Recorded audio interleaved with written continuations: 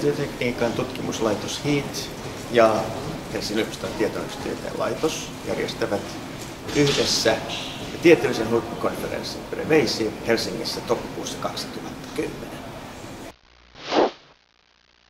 Pervasive on joka paikan tietotekniikan eli Ubicon-alan huippukonferenssi.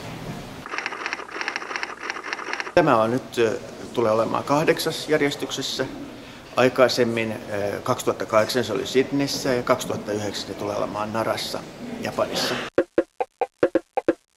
Konferenssin myöntäminen meille on osoitus suomalaistutkijoiden laajasta osallistumisesta tämän alan tutkimukseen.